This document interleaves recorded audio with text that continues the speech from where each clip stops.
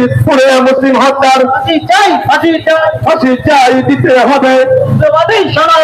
উগ্রবাদী সনাতনদের দিতে হবে। সনাতন সন্ত্রাসীদের ফাঁসি চাই দিতে হবে। উগ্রবাদী সনাতনদের সনাতন সন্ত্রাসীদের ফাঁসি চাই। এই বাংলা রক্ষা নাই। উগ্রবাদী সনাতনদের সনাতনদের ফাঁসি চাই। ফাঁসি চাই। নারায়ে তাকবীর, ইসলামী আন্দোলন বাংলাদেশ জিন্দাবাদ জিন্দাবাদ। ফরিদপুরে মুসলিম হত্যা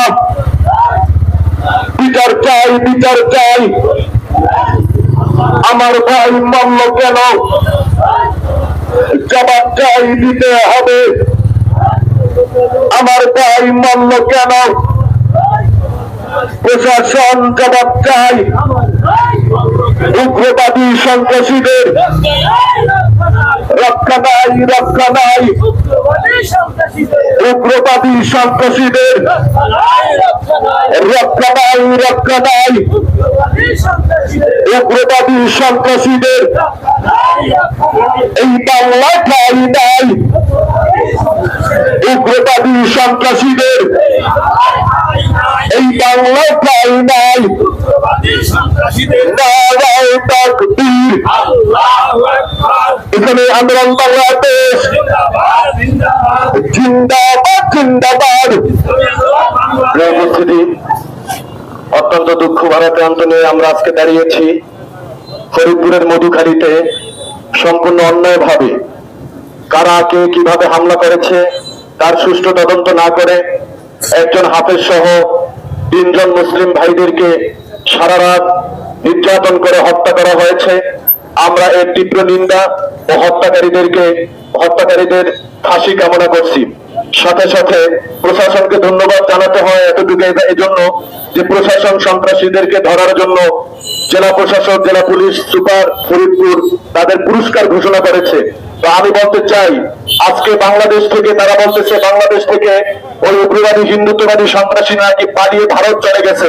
তাহলে কি প্রশাসন কি নাকে তেল দিয়ে ঘুমিয়েছে কিনা এটা আজকে জাতি প্রশ্ন করে। কথা বলেন ঠিক কিনা?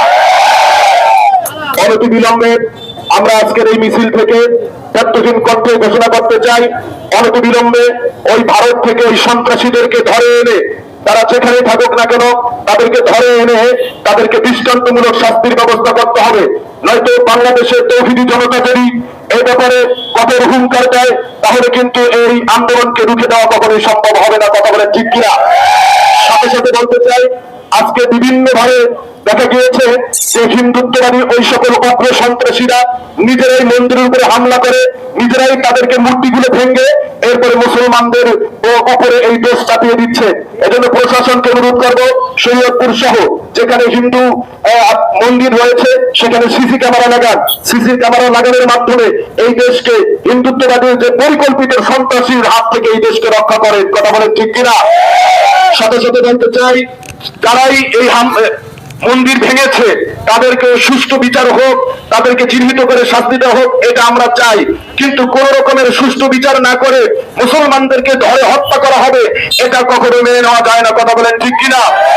এজন্য পীর সাহেব চরমনায় সারা বাংলাদেশ ব্যাপী এ ব্যাপারে কর্মসূচি দিয়েছে। তার অংশ হিসেবে আজকের এই আমাদের কর্মসূচি, এই কর্মসূচি থেকে পীর সাহেব চরমনায় ঘোষণা করেছে যদি আগামী 24 ঘন্টার মধ্যে এ ব্যাপারে সরকার যদি শিথিলতা অবলম্বন করে তাদেরকে যদি গ্রেফতার না করে তাহলে হরতালের মতন কঠিন কর্মসূচি হবে।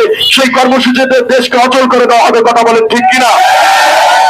ফরিদপুরের মধুখালীতে আমাদের 2 জন মুসলিম ভাইকে, 3 জন মুসলিম ভাইকে সম্পূর্ণ অন্যায় ভাবে নির্বিচারে সারা রাত নির্যাতন করার পরে তাদেরকে হত্যা করা হয়েছে।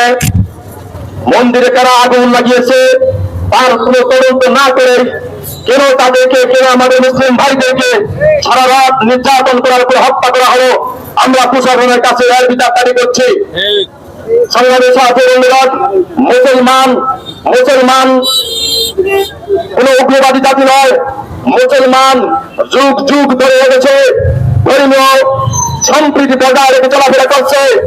মুসলমান, হিন্দু, বৌদ্ধ, খ্রিস্টান সবাই মিলেমিশে এদেশে বসবাস করছিল। কিন্তু ইদানিং দেখা যাচ্ছে ওই উগ্রবাদী হিন্দুত্ববাদীরা মুসলমানদের উপরে বিভিন্ন ভাবে ওই ভারতের মতন নির্যাতন শুরু করে দিয়েছে। সেই ভারতে হিন্দুত্ববাদীরা উগ্রবাদী হিন্দুত্ববাদীরা মনে করে ধারণা করে যে সমস্ত ভাইরা গরুর গোশ নিয়ে যায়, এই ধারণা করে তাদেরকে হত্যা করে ফেলে। ওনারা বাংলাদেশে সেই প্রেক্ষাপট নির্ণয় করতে চায়। ওনারা বাংলাদেশে এই উগ্রবাদী হিন্দুত্ববাদে 6 লাখ ছেড়ে দিতে চায়। আমরা বলতে চাই, মুসলমান শান্ত জাতি, মুসলমান তার উপর আগে আক্রমণ করে না ঠিক, কিন্তু তারপরে আমরা বলে দিতে চাই মুসলমানের উপর আক্রমণ আসলে মুসলমান কিন্তু তখন মুখে আইন দিচ্ছে না। মনে রাখতে হবে, মুসলমানদের উপরে যারা আক্রমণ করে, মুসলমান যেহেতু আল্লাহর এবং আল্লাহ রসুলের নির্দেশ মানে, এজন্য মুসলমান কারো উপরে আক্রমণ করে না, কোন ধর্মের উপরে আক্রমণ করে না। তার মানে এই নয় মুসলমান শুধু আক্রমণ সয়ে যাবে, মুসলমান শুধু হত্যার শিকার হবে তাই নয়।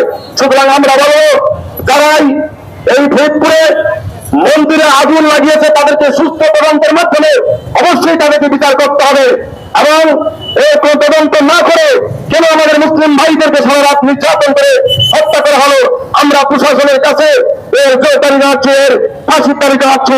এইবারে আমি আমার সংক্ষিপ্ত আলোচনা শেষ করছি। আমার